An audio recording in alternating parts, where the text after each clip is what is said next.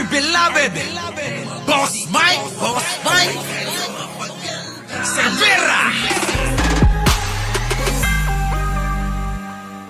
Tignan ninyo, dahil dyan sa mga ugali ng mga kalaban sa politika ng alyansa, ay bagsak sila sa survey. Panlaban ng alyansa ng Bagong Pilipinas ang senatorial survey. Numero 1 sa listahan si Erwin Tulfo at tingin ng isang eksperto may epekto na ang campaign ads. Nasa frontline ng balitang yan, si Ria Fernandez. 10 sa pambatong senador ng Marcos administration ang pasok sa Magic 12 ng Pulse. Ay! 10 sila mga kababayan! Pusam! 10 na ang pumapasok sa survey. Sa bata, mga bata natin 10 na. Anak ng pating kayo, huwag na kayo maawa ng 2. Sayang din yun, yung 2. Baka naman pwede nyo nang gawing lahat na. Di ba ba? 10 ang bata ni Pangulong Bongbong, ang Team Philippines, yung Team China. Naku, 2 na lang yata. Baka naman mga kababayan, yung 2, bigay nyo na. Buuin na natin itong 12. Kayo naman Diba, mga kababayan? Ay, naku. Ay, ganun talaga, Limuel. Oo, okay lang yun. Ano ka pa? Magdiwang na tayo. Piruin mo, magdiwang tayo pag 12. Kumbaga sa mga kababayan patikim pa lang to. Patikim pa lang tong 10. 10 lang muna wag mo masyadong pakyawin. Yung 2, tupalo na lang May balansi mga kababayan. Ito na. Sino-sino yung 10 na yan? Nako, napakapalad naman. Sino-sino ang 10 ito? Alamin natin mga kababayan Asia Survey. Tanging sina dating DILG Secretary Benhur Abalos at Senator Francis Tolentino. Naku, bakit dapat Abalos? Ikaw pa talaga yung nawala. Ikaw pa talaga yung nawala. Ano ba? Oy, Chairman. Abalos. Mayor. DILG Secretary. Awang pa magkanaw. Si Tolentino. Ito yung tumalon Di mo ba? Si Tolentino yung tumalon eto na. Sige. 2 lang Sino na lang na natira? Sino na lang natira mga kababayan? Kung nawala, hindi pumapasok sa survey. Sino? Si Abalos at si Tolentino. Okay. Boy, magagaling naman ito.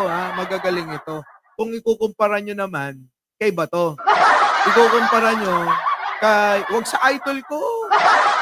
Iba yung kaso ng idol ko. Sino yung idol ko? Si Marcoleta. Si Marcoleta kasi nasa hulihan Parang nasa dulong-dulo yata. Hindi ko alam, di ako sigurado. Tignan na lang natin kaya wag niyo nang pansinin yung idol ko. Yung idol ko manatili na lang sa numero niya. Okay na yun tuloy. Galit si Kicks TV dito. Okay, tuloy. Talaglag sa survey na ikinasa noong Enero. Nangunguna sa listahan si Ayan na mga nangunguna. Mga naku, putik na si Bongo. CIS Party List Representative Erwin Tulfo. Erwin Tulfo. Bongo. Alam nyo, nadali ni Bongo yung malasakit no? Sa totoo lang, mga kababayan. Oo. Yung malasakit, mga kababayan. Sa totoo lang, gawa-gawa lang yun Pero parang ganun din naman sa PhilHealth, PCS o DSWD. DOH yun tuloy. Sino? Sino-sino? Ilang survey na ang lumabas at hanggang ngayon ay hindi siya natitibag sa top spot. Rank 2 to 3 naman si Senator Bongo, habang 2 to 4 naman si dating Senate President Tito Soto. Sinundan sila ng kapatid ni Erwin na si Ben Tulfo. Tayo rin sa 4 to 8 place ang re-electionist senators na sina Pia Cayetano at Bong Revilla. Pasok sa Magic 12 ang presidential sister na si Senator Amy Marcos. Ay, Manong! Buti na lang, Manang, talaga nakita ka namin doon sa proclamation rally. Mga kababayan, ayun na yung Manang ko, 4 to 12 na. Yee! Palakpakan! Tagumpay ang Manang ko, tagumpay! Tagumpay siya. Tagumpay siya sa pagbabangka niya sa dalawang ilog ba? Di ba? Galing. Very good. Kaya lang alam mo Manang Aimee, number 1 ka sana. Kaso ikaw kasi. Ano? Ikaw kasi Ayan, yan po mga kababayan. 2 minuto pa lang nakakaraan yan. Eto na. Ping Lacson. Willie Rebillame, sipat. Nako, sipat to. Ano ba? Akala ba wala na to? Sige, tuloy na nga natin. Baka mamaya kung ano. Sinundan ni dating Senador Ping Lacson at TV host Willie Revillame. May tsansa ring makapasok sina Senator Bato de la Rosa. Nako, huwag nyo nang bigyan ng chance yan!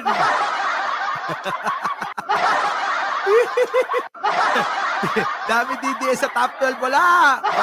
Bibinay, Manny Pacquiao, Congresswoman Camille Villar at Senator Lito Lapid. Nako. Isinagawa ang survey mula January 18 hanggang 25. Ayon sa Pulse Asia, yung ranking, nag-iba. Pero yung in terms of yung preference, ang bumaba yung mga nasa taas actually. Ipaliwanag mo maigi yan Sabi nyo, 10 sa kandidato ni Pangulong Bongbong Marcos pasok sa survey. Paliwanag mo maigi yan. Ang medyo umakyat lang are the ones who were reported to, one was someone who was reported to have spent so much on advertisement, no? Si Amy Marcos. Nako! Yan na nga ba? Amy, Manang, sinasabi ko na nga ba, tagumpay ka, tagumpay! Kita nyo? Lakihan mo pa yung mga yung mga tarpaulin mo, yung mga billboard ba? Lakihan mo, pwede mo bang sakupin na yung buong EDSA? Sakupin mo na rin yung NLEX, SLEX, SCLEX, lahat na! Sakupin mo na, nang sa ganun, naku, kailangan manalo ka ba? Tagumpay. 10 to 15th na rank noong Nobyembre, nasa 4 to 12 place na ngayon si Senator Aimee.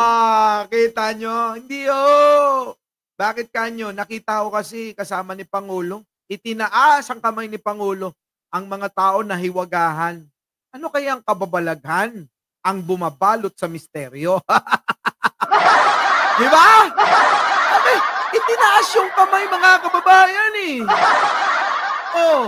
ang mga tao na hiwagahan, ano ba talaga? Ang kababalaghan na bumabalot sa misteryo. Yun ang tanong ng karamihan mga kababayan, kaya napaisip sila. Si Manang Ivy ba?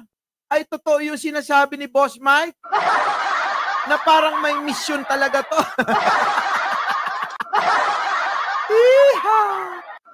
Pero alam niyo mga kababayan, binibigay ko na sa inyo. Bahala na kayo na humatol dito. Bakit mga kababayan? Tandaan nyo, Marcos pa rin yan. Marcos. Ano po? Tuloy. Sa tingin ni UST Political Science Department Chairperson Dr. Dennis Coronacion, effective ang umering ads ni Senator Aimee. Hindi lang yun. Yung taas-taas kamay. Yun talaga. Kung hindi tinaas ang kamay yan ni Pangulong Bongbong, malamang baka nando doon kasama ni Idol Marcoleta sa hulihan. Diba? Magkasama sila, magkadikit sila. Diba? Bahala nga kayo. Ipit daw ang senadora sa away ng kapatid na si PBBM at kaibigang si Vice President Sara Duterte. Ay, mali yan, Manang. Naku, huwag mo sasabihin yan. Baka mamaya mapunta ka na naman sa hulihan. Walang kaibig-kaibigan pagdating sa pagsisilbi sa bayan. Naniniwala po ba kayo dun, mga kababayan, na walang kaibig-kaibigan pagdating sa pagsisilbi sa bayan? Di po ba? Kung ang ikakatwiran lang ni Manang ko, mga kababayan, dahil kaibigan niya, ading niya, kailangan ba niyang mamili? Parang mas lalo niyang pinapaboran si Sara. Di po ba? Kaya lang mga kababayan, sabi ko nga sa inyo, discarding niya yan. Malay nyo naman yung diskarte niya. Talagang lumusot siya. Di po ba? Tandaan nyo ang mga loyalista. Nananatiling loyalista. Pagka ang loyalista, Marcos pa rin sila. Tuloy. Nasaan na? I think Filipinos can tolerate or do not mind kung ano man yung sasangkutan nila na issues. Inaabangan Totoo yan mga kababayan. Ito yung bang hindi nyo sinasaalang-alang kung ano man yung kinasasangkutan nila. Kaya lang ako mga kababayan, lagi kong pinapaalala sa inyo. Minsan nga umiiyak na ako eh. Umiiyak na ako kakapaalala sa inyo. Ano sabi ko sa inyo mga kababayan ko? Abay, manuri kayo ng husto. Ang pagpili ng inyong boto, ng inyong ihahalal, ay yun, ay resulta nun, yung kinabukasan nating lahat. Di po ba? Abay, konti na lang, maiyak na ako eh. Kakapayo ko sa inyo, kakapaalala ko sa inyo, manuri kayo. Dahil ang inyong desisyon kung sino ang iboboto, yung resulta niyan ay kinabukasan nating lahat. Diba? Kaya kailangan hindi lang sikat, hindi lang gwapo, hindi lang pwedeng artista. Tignan nyo track record niya. Oo, mahalaga yung track record. Tulad ng pinakita ko kahapon kay Trillanes at kay Along. Kita nyo naman. Di po ba?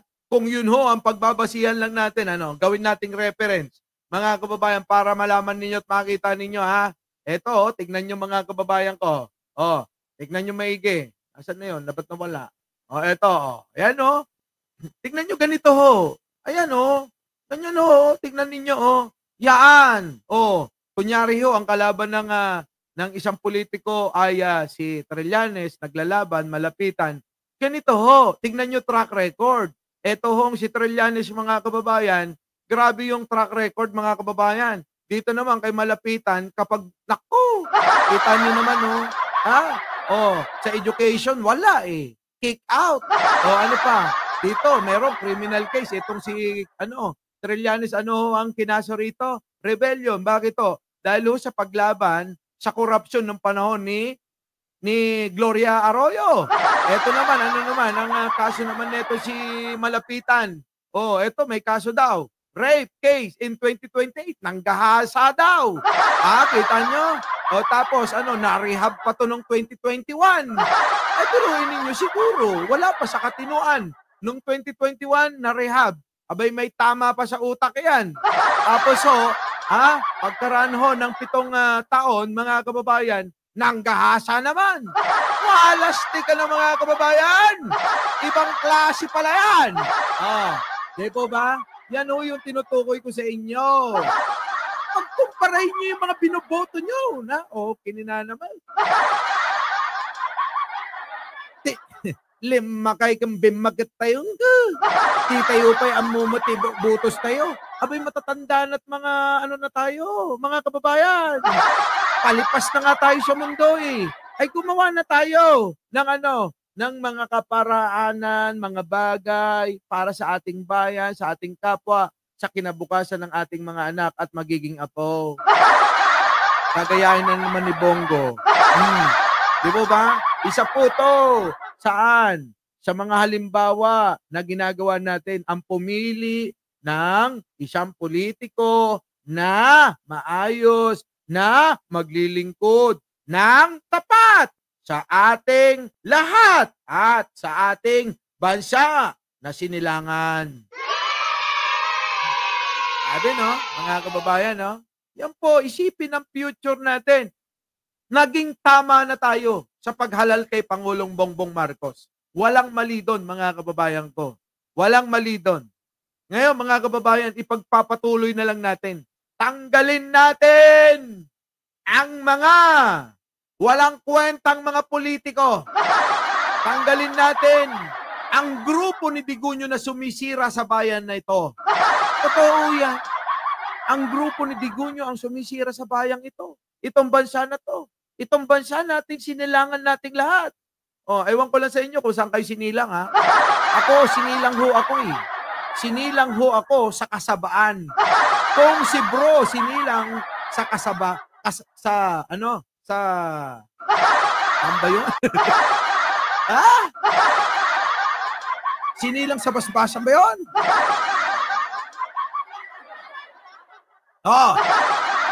Saan sinilang si Kristo? Sabsaban, ano po?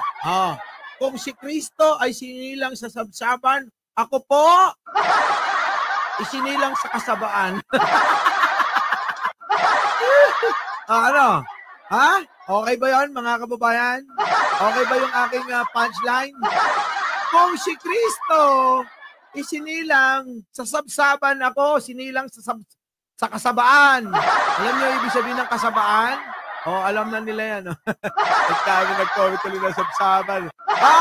Eto, yan na mga kababayan ha. Ganito ang inyong dapat na maging panuntunan sa pagboto. Titignan po ninyo yung mga track record nila, mga kababayan, ha? Naku, eto na naman, bumubusina. Alam nyo dito sa Valenzuela, narinig niyo yung busina? Busina ng busina. Alam nyo kung ano? Sabi ni Lilibetos kasabaan ilalim ng puno ng saging. Ayan na nga. Di ba? Eto ho yun, mga kababayan, ha? Dito sa Valenzuela, hindi tulad sa Caloocan. Ang Valenzuela, mga kababayan, 4 na beses yan nangongolekta ng basura. Sa Caloocan, 4 na beses sa isang buwan. Grabe. Anak lang tinapan na yun, along, ibang klase. Our beloved Boss Mike Cervera.